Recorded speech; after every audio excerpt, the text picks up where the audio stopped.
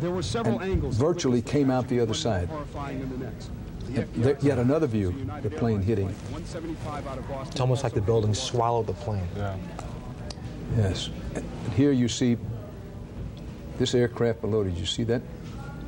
Mm-hmm. You had to be looking closely on the right-hand side to see it hitting there.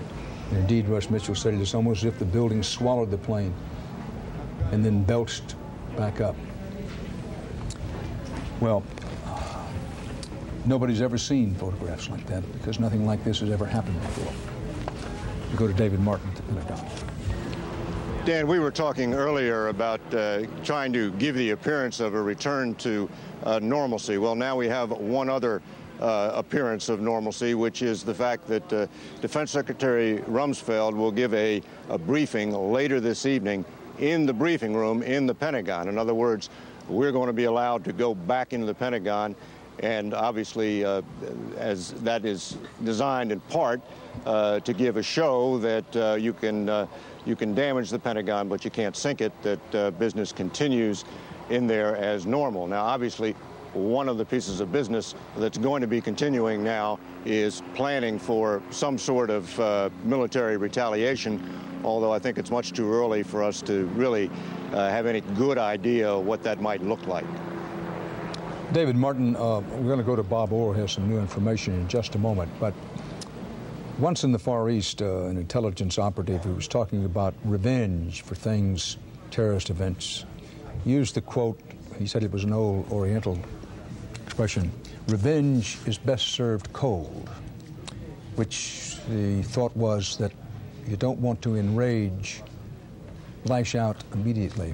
Now, given the fact, and it is a fact, that after the 1998 attacks on the U.S. embassies in East Africa, the United States government responded in fairly quickly with 2 separate cruise missile attacks, many missiles, at Sudan and Afghanistan. My question to you, David Martin, when you talk about some kind of retaliation is certain, what has been the thinking before this happened about the advisability of responding immediately or waiting and, in effect, serving revenge cold?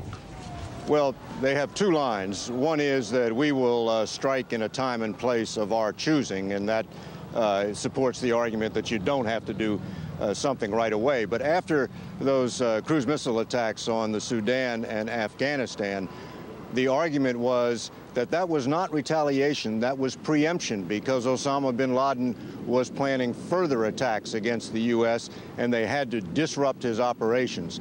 So I can see that that argument would apply here as well. The U.S. could say it has intelligence that this was not all the attacks that were planned, that Osama bin Laden had further attacks planned, and they had to act quickly to upset these plans. On the other hand, I can see them wanting to take their time and get it right so that we don't have another largely ineffectual strike as we did following the embassy bombings. The strikes did not get Osama bin Laden and obviously did not have any lasting impact on his operations, since he has been behind most of the threats that the U.S. has had to react to over the years. And of course, if the evidence indicates that he was behind this as well, then of course we really didn't do much to stop him with that earlier strike. And I think all that would argue for some very large military response, perhaps including going after him on the ground, which of course is always risky because of casualties. But I think the proportion of the offense, I mean, let's face it, this was the worst sneak attack on America since Pearl Harbor. And when you put it in that context, I think the American public would support taking casualties to go after the person who was behind that. But all that's still pretty far down the road, Dan. Indeed, David Martin speaking live from the Pentagon. President Bush will address the nation tonight. CBS News will cover it live. We'll be staying on the air live. Very quickly, Russ Mitchell has some new information about attending to the wounded in New York. That's right, Dan. The Health and Human Services Department has activated a national medical emergency system. This is an unprecedented move that will dispatch about 7,000 volunteer doctors, nurses, pharmacists, and other medical staff to areas affected by Tuesday's attacks, which of course would be New York and Washington. The timetable for this, Dan, I'm told, is immediately. Russ Mitchell, 7,000 volunteer doctors sought from around the nation to come help in New York with what is a massive healing and tending to the dead and wounded operation, which will go on for weeks, if indeed not months. Now, Bob Orr in Washington has a new insight on this information from Barbara Olson, who was aboard one of the planes hijacked, about knife-wielding or knife-type instruments in the aircraft, and Orr's going to put that in perspective for you just at the top of the hour. Now, at the top of every hour and at the half-hour mark, we try to bring you up to date on the latest video we have, the latest pictures we have, the latest information that we have, and we'll be doing that just past the top of the hour on many of these CBS stations. The aircraft involved this morning, American Airlines Flight 11, Boston to Los Angeles. That was the first of two planes to hit a World Trade Center building.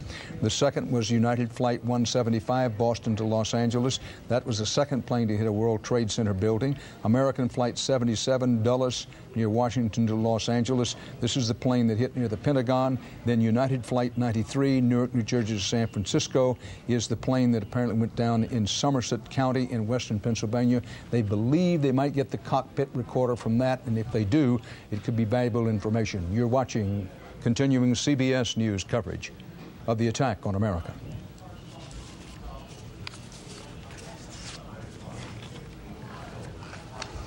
Dan Rather with Russ Mitchell and the worldwide resources of CBS News with our continuing coverage of this historic day of infamy in the United States of America. An audacious and devastatingly effective sneak attack on the United States today.